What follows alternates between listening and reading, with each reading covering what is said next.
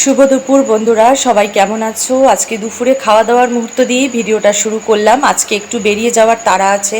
একটা খুব দুঃসংবাদ এলো। আমার এক বান্ধবীর ছেলে, খুবই অল্প বয়সী, তার মারাত্মকভাবে নার্সিং হোমে এখন অ্যাডমিট আছে। এমনভাবে অ্যাক্সিডেন্ট হয়েছে বলার মতো নয়। তাই তাড়াতাড়ি আজকে খাওয়া দাওয়া কমপ্লিট করে নিলাম, কারণ বেরিয়ে যেতে হবে।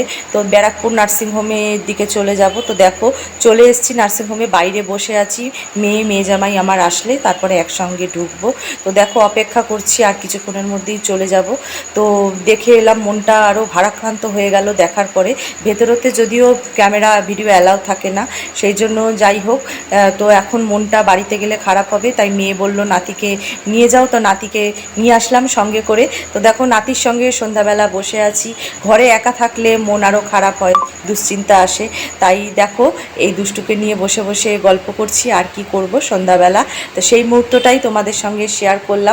আর থাকতে তো পারবে না, কালকে সকালেই ওর বাবা এসে নিয়ে যাবে, কারণ ওরও স্কুল থাকে, পড়া থাকে, টিউশন থাকে, আঁকার ক্লাস থাকে। তাই সেইভাবে এসে যে দিদিমার বাড়িতে থাকবে সেই সুযোগ হয় না।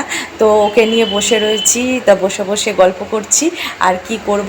তো তোমাদের সঙ্গে এইটুকুই আজকের জন্য শেয়ার করার ছিল আমার। তো চলো, সকলে ভালো থেকো, সুস্থ থেকো। আজকের মতো ভিডিওটা এখানেই শেষ করলাম। Tata, bye bye.